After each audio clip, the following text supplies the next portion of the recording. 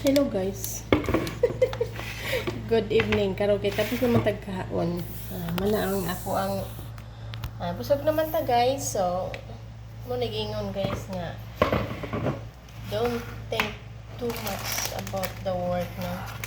So kailangan wag ka lang talagang mag think too much para di ka ma-stress. No, di ka char. Importante guys. Bahalag dengan mga trabaho guys. Manang tagpo ni hapon so karon maghugas na kita. Ano ako overbrush maghugas. Kailangan na maghugas na sige ta panghugas basta sige ra pagkaon.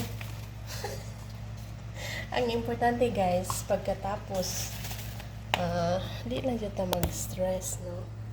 So think about positive. At the end of the month, may salary tayo. Di ba? Ayos. So, pangit kasi yung magsigitag stress niya. Wala dito yung kwartang madawat at the end of the month. Murag, mao dito delikado na. Muna gingon na bahala o kuan. Bahala, stress ka po sa trabaho. Basta, naara dito yung paabuton. Ako tali guys, mukhaon naman yung pagbahawag na ala yung pagkaon. Hindi mo kwarte. Nakakaloka. Ayan, nakita nyo to? Ganito kami kayami dito sa Middle East.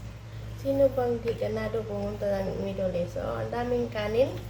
Pag pupunta ka ng part ng Asia, lalo na pag Chinese yung magiging amo mo, pati butin hindi pwedeng mahulog yan sa sa lapag. Pero pag dito ka pupunta sa bansang Arabia, Middle East, sa pagkain guys, unlimited. Sabi ng isang Malaysian employer ko dati, i-compare kasi niya yung Middle East at saka Malaysian. Sabi ng Malaysian employer ko dati, Lisa, what is the very best country you ever experienced before? Yun ang niya, sa katanungan, sabi ko sa kanya. I am too much regret that I come to Malaysia. Sabi niya, why?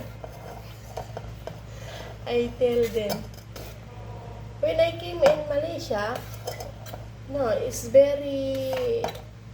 your country is very poor. Sabi ng Malaysia, why you tell that my country is very poor? Because, madam, you didn't give rice for your kadama or your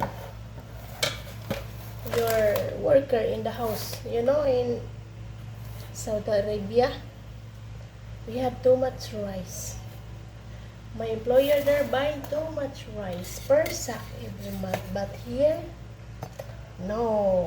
I feel always hungry. Sabi kong gano'n nung pumunta ko sa Malaysia. Sabi niya, Lisa, I will extend your contract. Because I like you to stay in my house, sabi ko. I never ever in my dream to stay here in your house again. Alam mo, natutuwa talaga ako din sa Malaysian kung amo no. Bisang nag-regret ko sa iya no. Sabi ko talaga sa inyo, wala man kung rice dito. Yung tuwing kakain ako, ang liit na rice ko. Oo. Pero nung nandun ako sa Saudi na assign, nako, yung rice namin doon. Kami mga Pilipino nakatulong, unlimited ang aming pagkain. So, tingnan mo naman, hindi tayo magugutom guys pag hindi tayo maarte. So, we have unlimited rice. This is true life story of my own. Kaya, tunghayan nyo lang yung aking kwento as OFW, no? So, ganun talaga.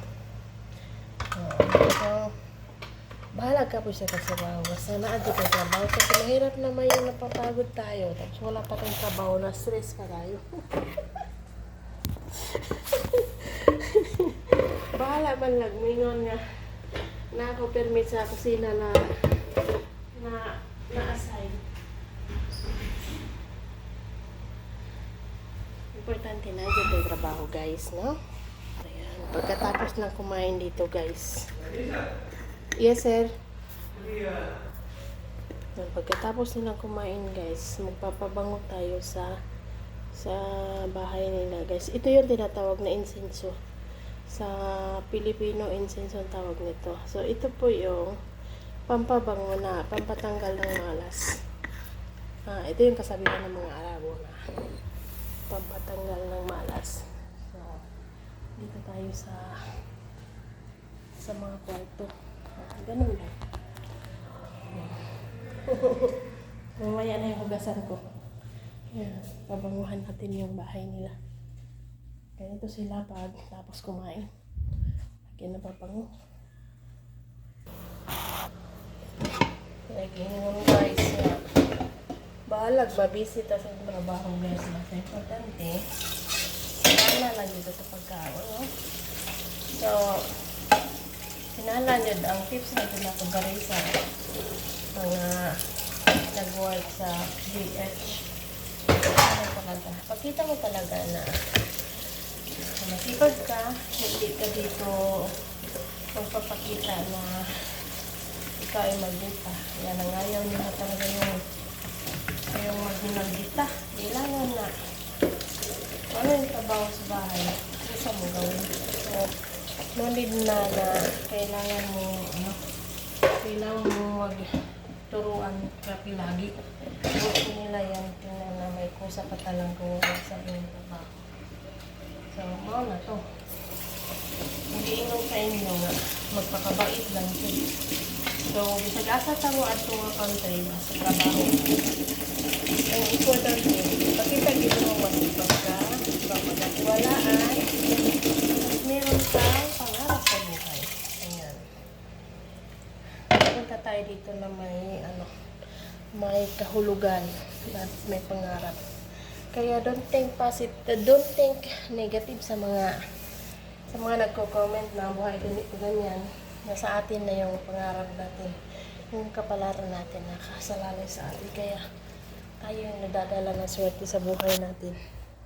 Kaya huwag maging negative sa buhay, na positive lang, laban lang, kasi tayo yung gumagawa ng pangarap para sa ating family. Kasama na rin natin sila. Thank you for watching. God bless po.